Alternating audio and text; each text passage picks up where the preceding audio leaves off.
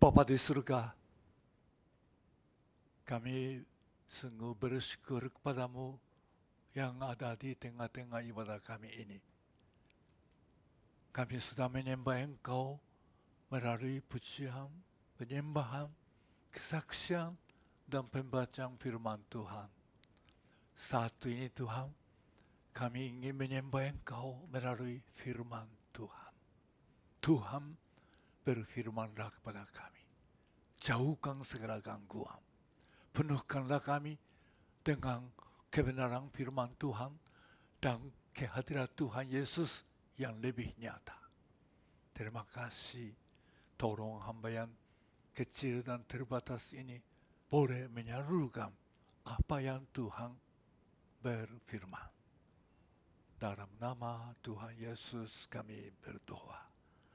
Amin. Sambil berdiri, mari kita membaca teks untuk pada siang ini terdapat dari Lukas pasal 2 ayat 10 dan 11. Kita baca bersama-sama Lukas pasal 2 ayat 10 dan 11.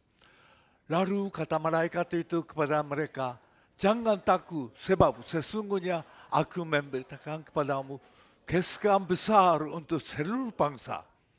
Hari ini telah lahir bagimu juru selamat, yaitu Kristus Tuhan di kota Daud. Silakan duduk kembali.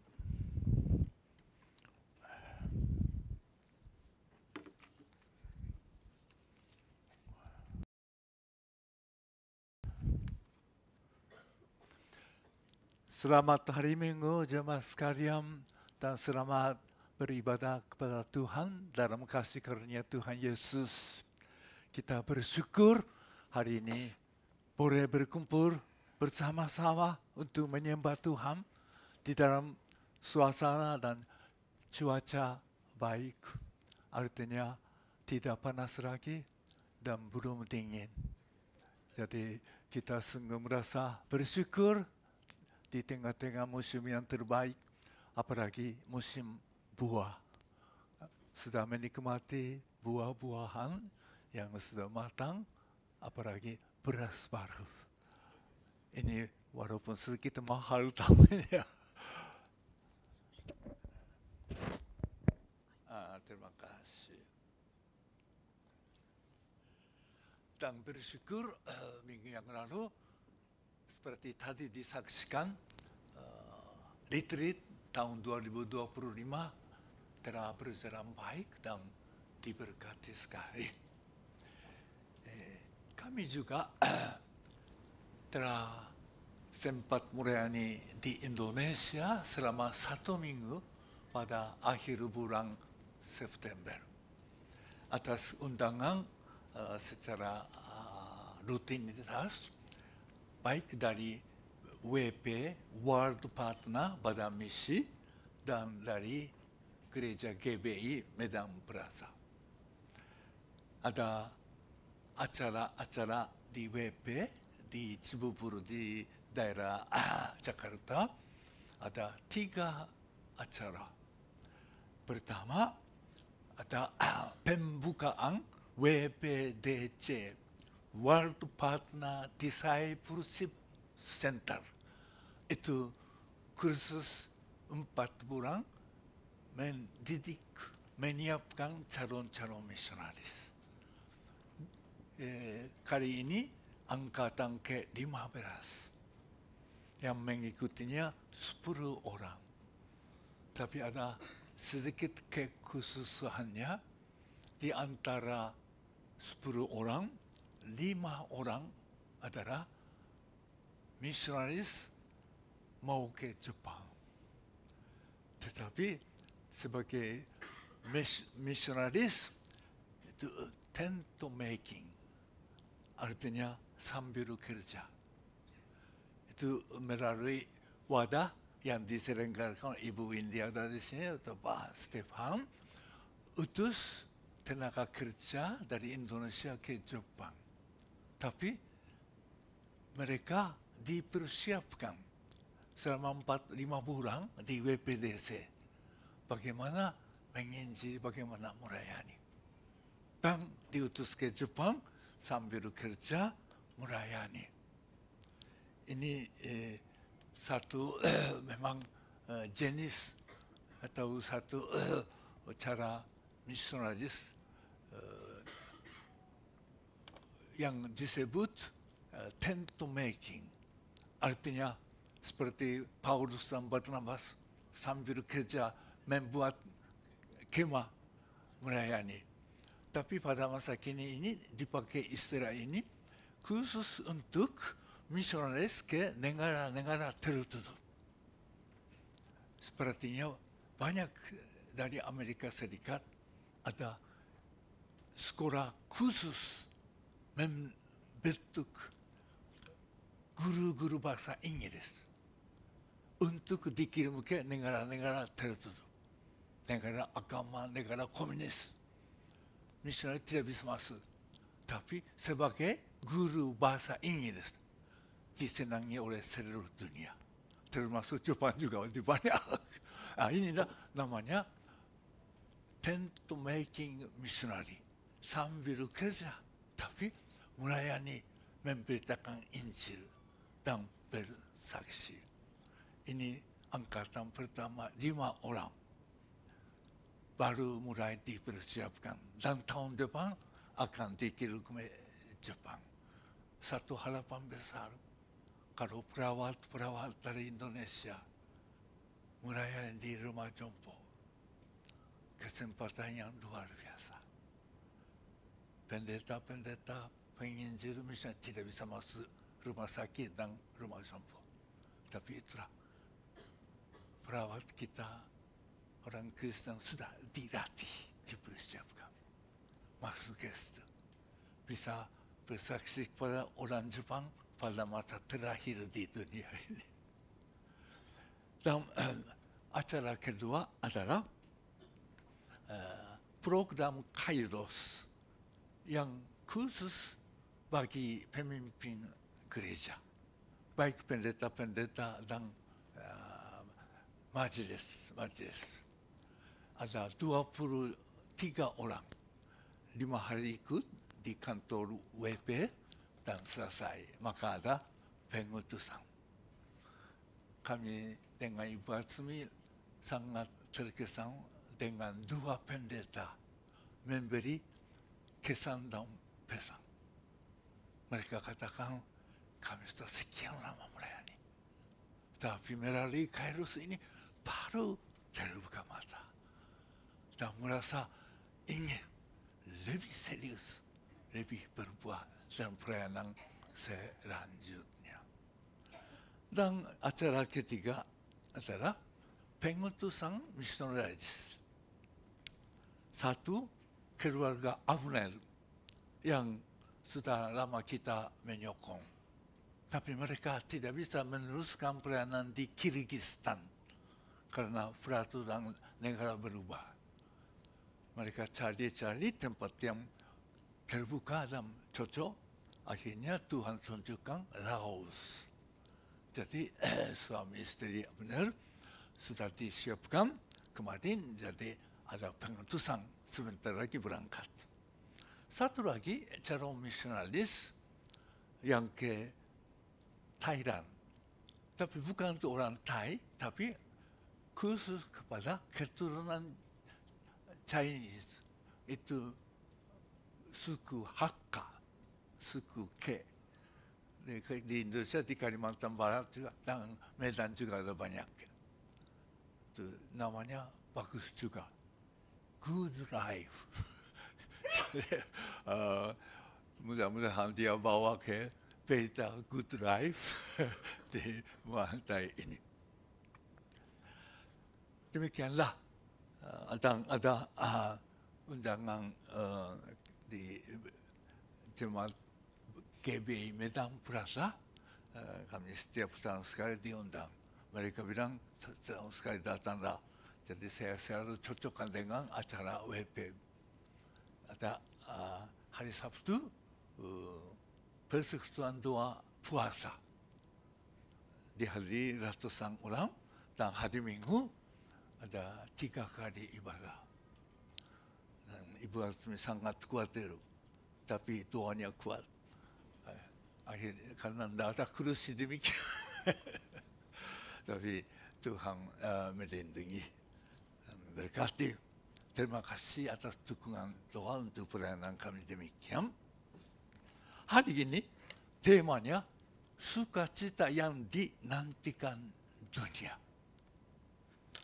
Sukacita adalah ciri orang Kristen. Bahasa Inggris dibuat Jepang trademark. Ciri, trademark. Orang Kristen itu jenis apa? Itulah ciri. Orang Kristen adalah orang bersukacita. Di dalam Alkitab, begitu banyak kali dipakai istilah sukacita, bergembira. Kalau kita hitung, kata benda, sukacita, ada sampai 180 kali lebih. Kalau kata kerja, bersukacita, bergembira, ada sampai 380 kali. Artinya, di seluruh Alkitab, 66 kitab ini, ada kira-kira 500 kali dipakai. Maka kita buka Alkitab di mana? Ketemu sukacita, bersukacita. Maka kita boleh dikatakan kitab ini adalah kitab bersukacita. Kitab sukacita. Maka orang Kristen saya percaya firman ini, hidup dalam firman ini, cirinya, trademarknya, sukacita. Dan bukan saja banyak kali dipakai istilah dalam Alkitab,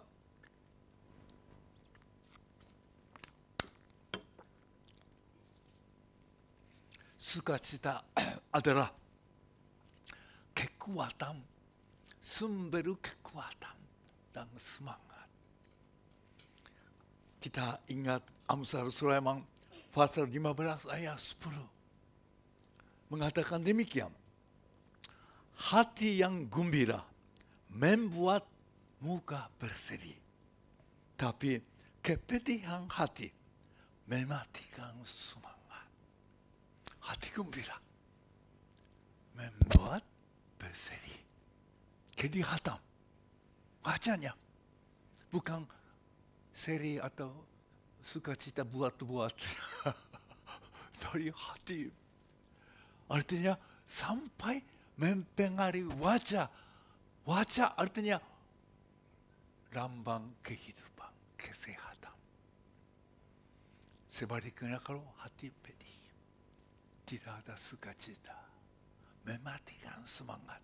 Artinya ada sukacita dalam hati. Itulah sumber kekuatan, semangat. Kita mudah membayangkannya. Waktu hati kita bersukacita, buat apapun rasa ringan, rasa senang. Akhirnya membawa sukacita kepada orang yang lain pula. Maka sukacita begitu ditekankan melalui firman Tuhan. Karena itu satu anugerah Tuhan. Kalau kamu sukacita, memang secara umum kita dua macam. Biasa disebut sukacita, banyak itu sukacita sementara. Bapaknya bagaimana? Sukacita karena lulus ujian. Sukacita karena dapat kerja baik. Bersukacita karena naik gaji. Bersukacita dapat visa begitu cepat.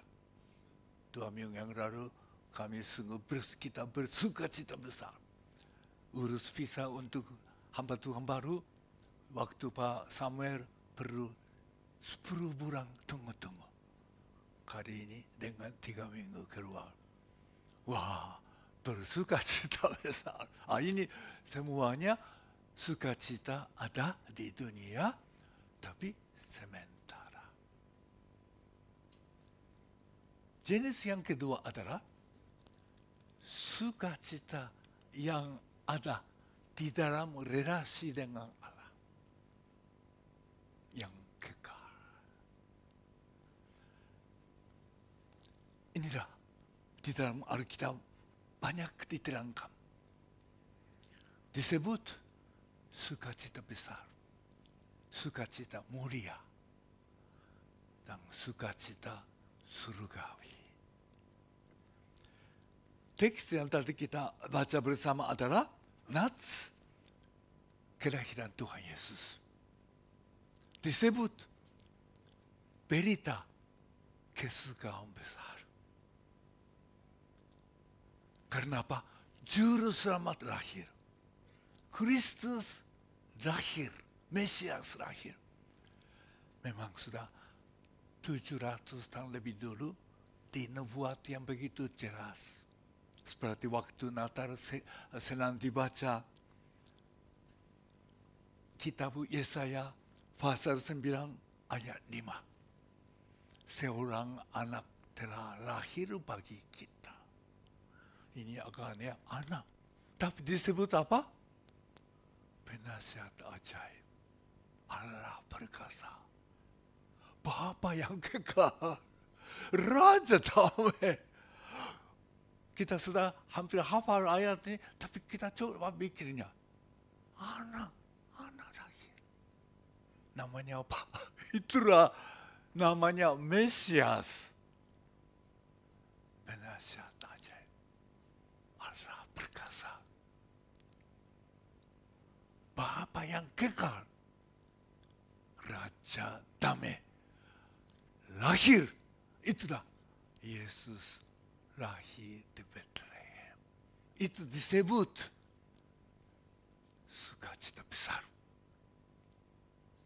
Maka Rasul Paulus menulis surat kepada jemaat Roma tentang arti keselamatan yang begitu teliti dan secara logika. Yesus lahir, Yesus mati di atas salib, Yesus bangkit karena apa? Menurut Roma pasal 4 ayat 25 mengatakan demikian.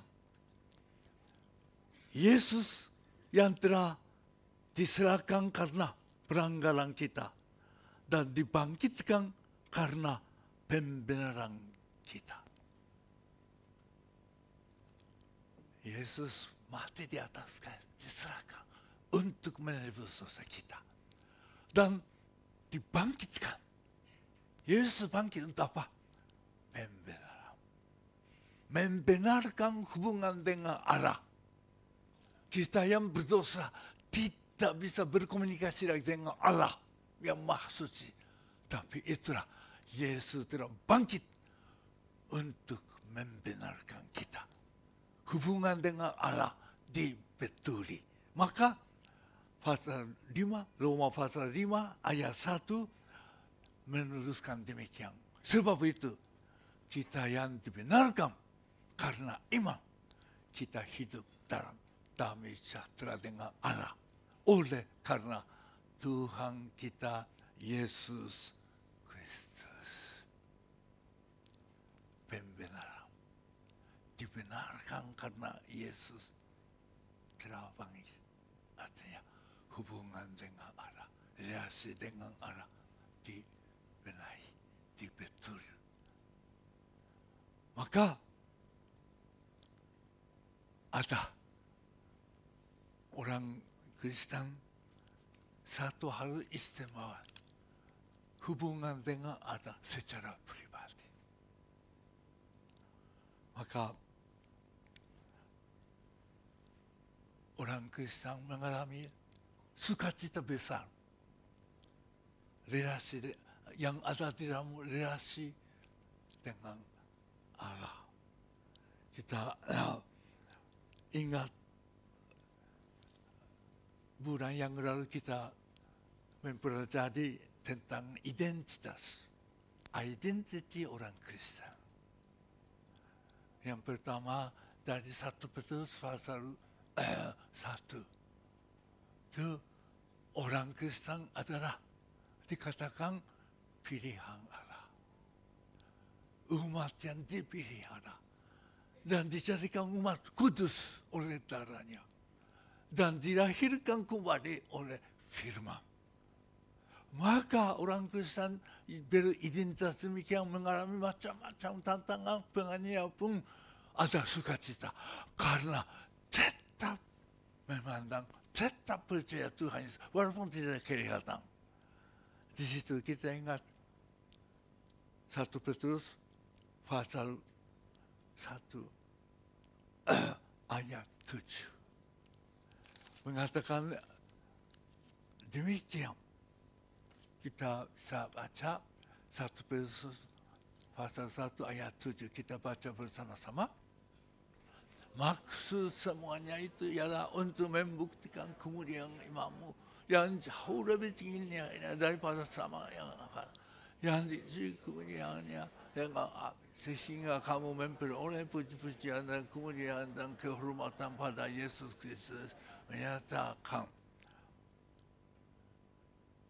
Ayat 6 bisa?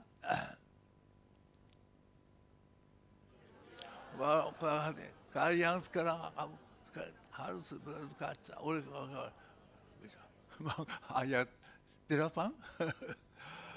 Sekalipun kamu belum pernah melihat dia, namun kamu mengasihinya, kamu percaya kepada dia. Sekalipun kamu sekarang tidak melihatnya, kamu bergembira karena sukacita yang mulia dan yang tidak terkata.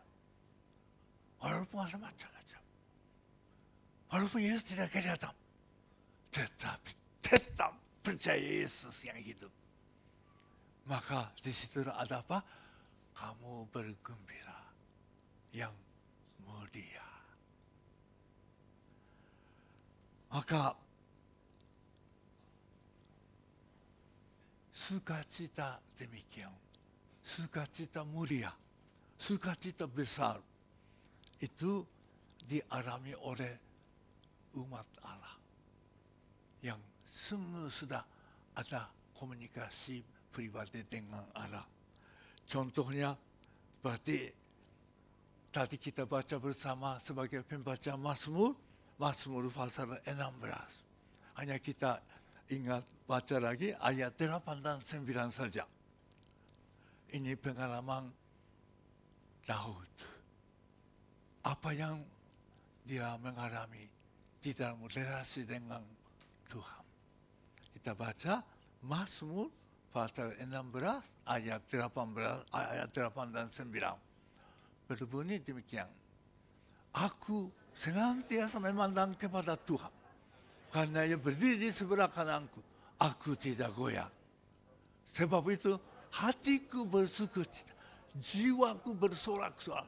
Bahkan tubuhku akan senantiasa memandang. Selalu memandang. Jadi kita mengalami macam-macam. Kita bisa berubah. Tapi Tuhan tidak pernah. Maka senantiasa memandang.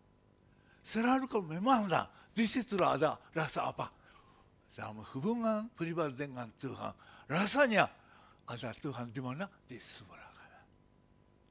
Dan artinya kanan adalah sumber kekuatan. Allah ada di sebelah kanan. Sumber kekuatan. Maka hatiku bersukacita. Jiwaku bersorak-sorai. Hati manusia bisa berubah. Tapi jiwa, roh, lebih dalam dari hati. Tidak berubah. Ini bagian fungsi yang bisa berhubungan dengan Allah. Itu jiwa, roh. Dari dalam. Situasi berubah. Hati bisa guncang. Tapi jiwa, dari dalam lembut hati. Ini pengalaman Daud. begitu, badan pun, kesehatan pun, segar, teguh lagi. Dan sukacita demikian adalah baik dalam hubungan Tuhan melalui firman Tuhan. Mazmur pasal 119 suka disebut Mazmur firman Allah. Kita baca ayat 14. Mazmur 119 ayat 4. Atas petunjuk peringatan-peringatanmu aku bergembira seperti atas segala harta. Petunjuk, peringatan, firman Tuhan adalah bergembira. Lebih daripada segala harta. Lebih berharga. Dan ayat 111 juga dikatakan demikian. Mazmur pasal 119 ayat 111. Dikatakan demikian, kita baca bersama. Peringatan-peringatanmu adalah milik pusaka untuk selama-lamanya, sebab semuanya itu kegirangan hatiku. Peringatan, firman Tuhan adalah kegirangan hatiku selama-lamanya. Firman Tuhan tidak berubah. Maka kita baca, dapat peringatan, dapat petunjuk. Itulah kegirangan, sukacita besar, dan tidak sebentar, selama-lamanya. Pengalaman Rasul Paulus di dalam ditahan buat surat kepada jemaat Filipi yang sangat dekat. Dia menulis demikian, Filipi pasal 3 ayat 20 dan 21. Walaupun kelihatan ditahan, tapi dia katakan identitasnya. Keberadaan berasal dari mana? Dia katakan demikian, Filipi pasal 3 ayat 20 dan 21. Kita baca bersama, karena kewargaan kita adalah di dalam surga. Dan dari situ kita juga menantikan Tuhan Yesus sebagai Juru Selamat yang akan mengubah tubuh kita yang hina ini sehingga serupa dengan tubuhnya yang mulia menurut kuasanya yang dapat menaklukkan segala sesuatu kepada dirinya. Oleh sebab itu, pasal 4 ayat 4. Filipi pasal 4 baca bersama. Bersukacitalah senantiasa dalam Tuhan. Sekali lagi bersukacitalah. Bersukacitalah dalam Tuhan.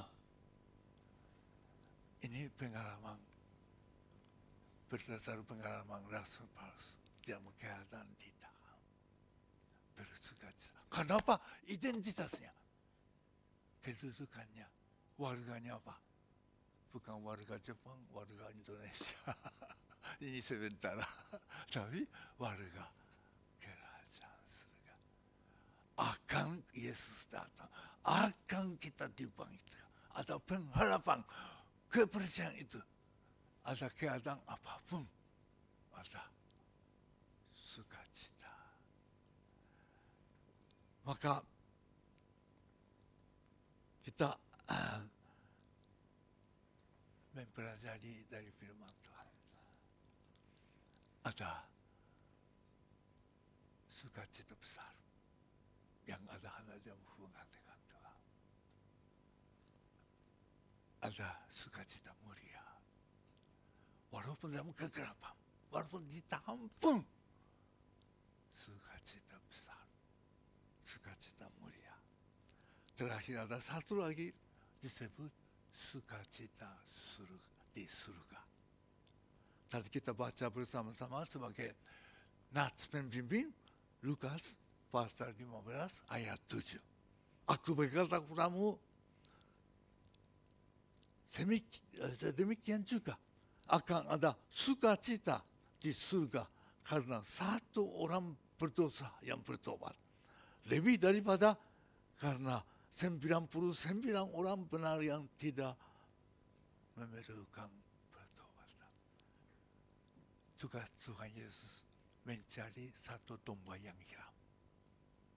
Gembala ketemu satu domba yang hilang, bergembira, sukacita, mengundang teman-teman buat pesta. Sedemikian, satu orang bertobat, ada sukacita di surga. Ayat 10 tadi kita baca, kalau seorang bertobat, ada sukacita di mana? Bagi malaikat. Itulah disebut sukacita surgawi. Sukacita surgawi, satu orang bertobat, maka kita bergembira. Tapi bagi jemaat, gembira besar. Kita ingat satu kejadian, kitab Kejadian pasal 15 ayat 3. Waktu ada rapat Yerusalem mengenai orang kafir bertobat menjadi Kristen, bagaimana diterima oleh gereja. Ada rapat. Di situ ada laporan dari Rasul Paulus. Orang kafir juga, bangsa-bangsa sekarang bertobat. Melalui laporan itu apa yang terjadi? Kita melihat kisah para Rasul pasal 15 ayat 3. Ini pengalaman jemaat. Sesudah beberapa waktu lamanya berlangsung pertukaran pikiran mengenai suatu itu. Berdirilah Petrus sang berkata kepada mereka, "Hai, saudara-saudara, kamu tahu bahwa telah sejak semula ada memilih aku dari antara kamu supaya dengan perantaramu bangsa-bangsa lain mendengar berita Injil dan menjadi percaya."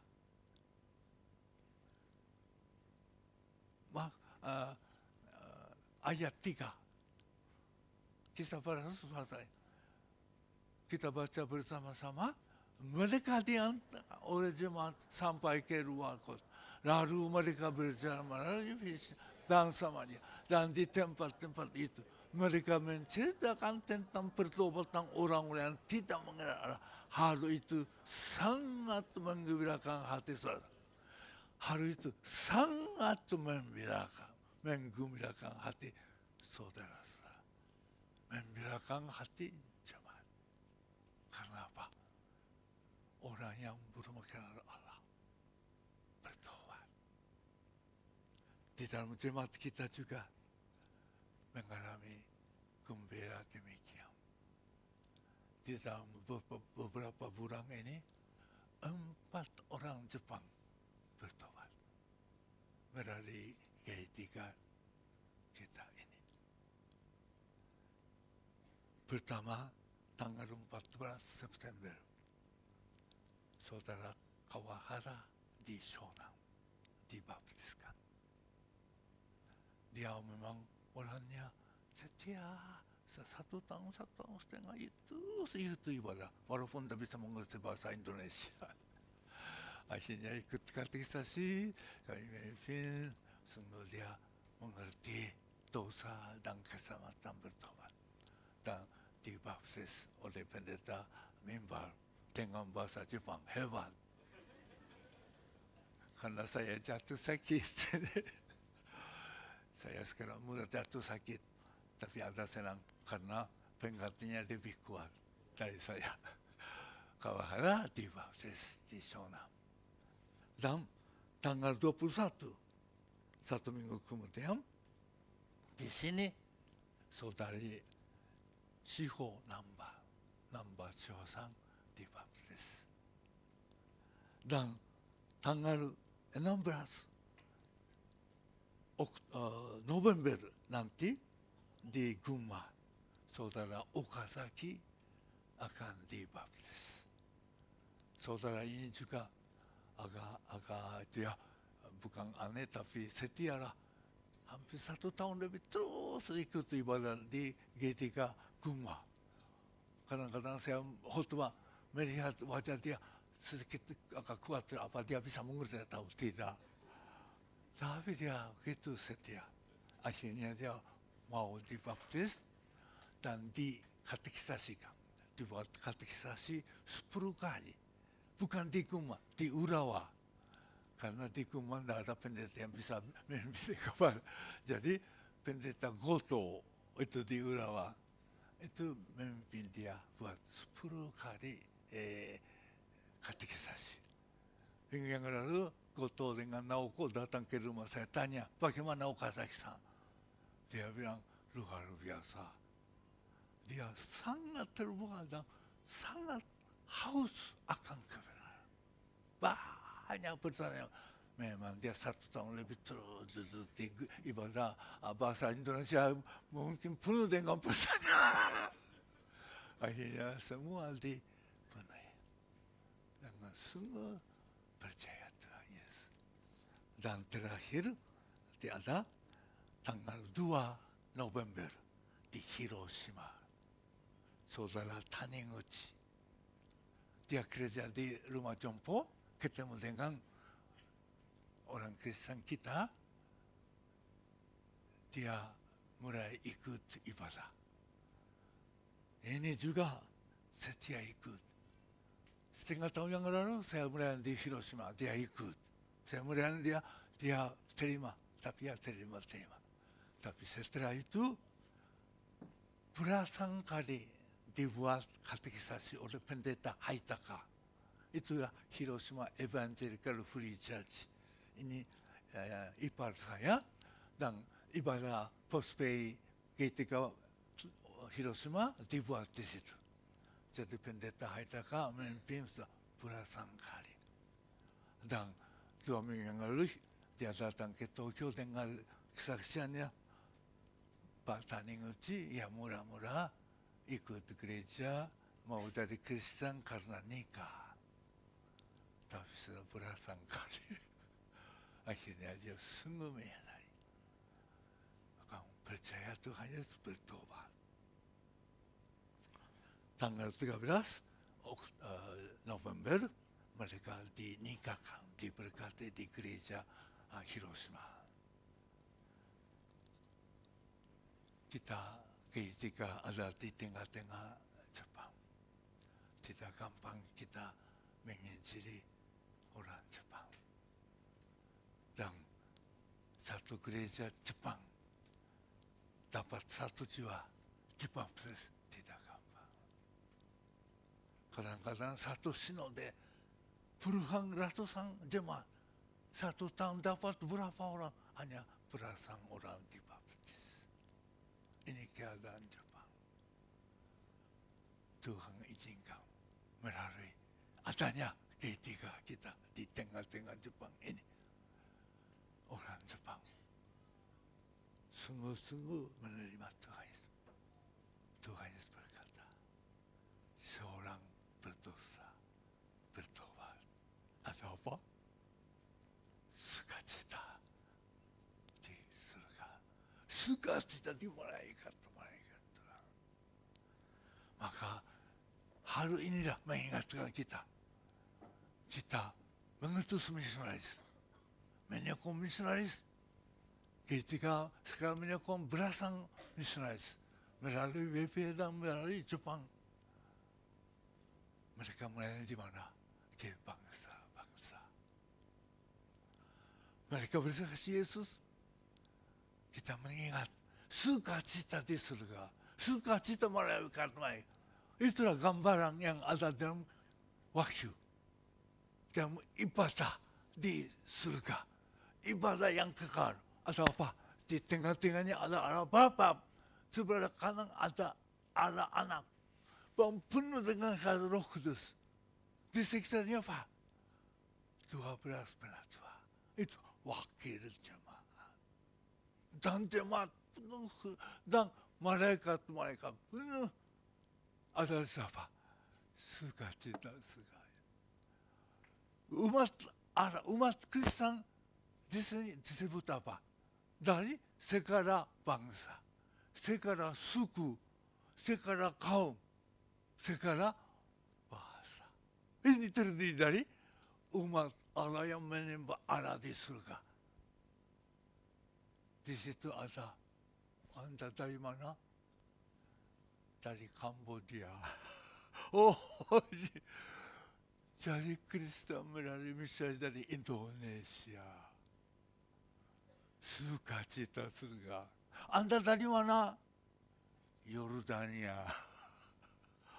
Bagaimana percaya Tuhan? Ya melalui itulah misalnya dari Indonesia. Bapak tapi petang ibu bersikir. Anda dari mana? Vietnam. Anda dari mana? Laos. Kita sekarang mengutus misalnya. Mereka bersaksi kepada jiwa-jiwa yang belum kenal Tuhan Yesus. Itulah ada sukacita di surga. Sukacita itu ada di dalam jemaat. Apalagi kita secara pribadi setiap pagi baca Al-Quran, berdoa, ada hubungan dengan Allah. Sukacita besar, sukacita mulia, sukacita surga. Inilah kekuatan sumber. Kekuatan sumber dan kekuatan itu. Mari kita merenungkan firman Tuhan. Sukacita adalah ciri, trademark. Dan boleh dikatakan ini ukuran kerohanian. Ukuran kerohanian. Dan sukacita inilah dinanti-nantikan oleh dunia. Saya ada satu pengalaman kecil tapi tidak bisa lupa. Waktu kami masih di Kalimantan, sempat memimpin seorang Kristen Jepang di Jakarta. Setelah itu ada, setiap kali saya datang dari Kalimantan ke Jawa, buat persekutuan orang Kristen Jepang. Ada beberapa orang kumpul. Satu malam saya datang dari Kalimantan menginap di pengurusnya. Itu orang pabrik besi. Itu Shin Nihon Shin Nittes, New Japan Steel. Itu ramai ya. Itu sudah memberi itu US Steel. Perusahaan besi terbesar di Amerika Serikat. Inilah seorang pemimpin itu pemimpin pabrik Shin-Nittes di Jakarta.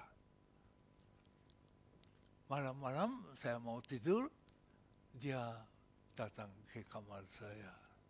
Bapak mau mengganggu, tapi bolehkah atasan saya malam ini datang? Dan saya cerita tentang Bapak Atsumi, atasan saya ingin ketemu. Wow, sudah jam 11 malam. Ya, saya ketemu ini Shin-Nittes Senmu. Itu Senmu itu nomor 2, 3 kah? Yang perusahaan raksasa. Waktu itu dia keliling-keliling pabrik mereka di seluruh dunia. Waktu itu ada 50 lebih negara. Dia datang ke Jakarta dan kunjungi ini anak buahnya. Itu pengurus persekutuan Jepang. Jadi saya ketemu, dia melihat wajah saya. Saya Atsumi misionaris. Dia terus lihat. Ini orang besar tapi kurang itu sopan ya. Jadi saya tanya, apakah ada sesuatu? Dia bilang, enggak. Apakah Anda selalu rajamu begitu? Ya, saya karena Kristen. Saya misionaris. Dia tanya, Anda sekarang ada di mana? Kalimantan, betul ya? Betul. Di pedalaman. Mengapa Anda begitu muka berseri? Di sini ada anak buah saya puluhan. di seluruh dunia ada ratusan ribuan anak buah saya.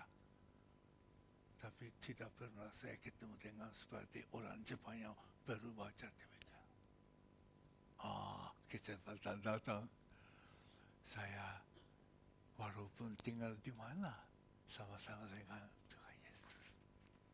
Ada pegangan, ada kokoro no sasai, pegangan hati, firman Allah. Dia berpikir, hanya dia katakan, apakah pendeta boleh anak saya titip di tempat Bapak? Karena hikikomori. Dia mahasiswa Waseda Daigaku, tapi hikikomori. Mau titip ke, maaf Bapak, saya bukan rumah sakit, tempat pelayanan, tapi saya bisa titip. Saya kasih Alkitab. Esok pagi saya bangun, pengurusnya katakan, Bapak Tsumi, kemarin atasan saya ini titip amplop sebar persembahan secara manusia. Dia boleh berhasil, sudah tamat fakultas Paris terkenal di Jepang. Sudah berhasil sampai jadi pimpinan perusahaan raksasa. Tetapi perlu apa? Sukacita. Perlu tertarik dengan wajah berusaha. Dunia menantikan sukacita besar, sukacita mulia, sukacita surga, sukacita yang kekal. Mari kita hidup dalam hubungan relasi dengan Allah. Erat, kuat, dalam. Inilah sumber. Maka kehidupan kita walaupun kerja di dalam jerih payah, apa? Di situ ada sumber kekuatan, sumber semangat, sukacita. Itu mempengaruhi dunia. Mari kita berdoa. Bapa di surga, terima kasih firman-Mu. Kiranya Roh Kudus terus berbicara. Dan satu minggu akan datang, boleh kami bekerja, hidup sambil mengingat trademark saya, ciri saya adalah sukacita. Sukacita besar, sukacita mulia, sukacita surgawi, sukacita kekal. Hari ini Tuhan, saudara-saudara yang ikut dengan online, saudara yang tidak bisa ikut karena sakit, lemah, Tuhan, hari kebangkitan Tuhan Yesus secara khusus menguatkan mereka, menyembuhkan mereka. Dan Tuhan di dalam jemaat ada menghadapi ujian, menghadapi tantangan, tugas berat. Tuhan berikanlah hikmat dan kekuatan secara khusus dari atas. Dan Tuhan memberkati seluruh keluarga kami supaya kami boleh hidup bersukacita. Akhirnya anak-anak, teman-teman sekitar kita juga dipengaruhi oleh hati gembira yang membuat berseri, membuat semangat, kekuatan. Tuhan, dunia menantikan ini. Kami boleh membawa sukacita, berita sukacita besar ini. Dan Tuhan menyertai memberkati para misionaris yang kami mendukung. Tuhan, jadikanlah mereka sumber sukacita besar di masing-masing tempat pelayanan dalam misi. Terima kasih. Penuhkanlah jemaat kami dengan sukacita surgawi. Dalam nama Tuhan Yesus kami berdoa. Kita tutup dengan doa Bapa kami. Bapa kami yang di surga, dikuduskanlah namamu, dan kerajaanmu, dan keadaanmu, seperti di surga. Berikanlah kami pada hari makanan kami yang secukupnya, dan ampunilah kami akan kesalahan kami, seperti kami juga mengampuni orang yang bersalah kepada kami. Dan janganlah membawa kami ke dalam pencobaan, tetapi lepaskanlah dari jahat. Karena Engkaulah yang kerajaan, kuasa, dan selama-lamanya. Amin.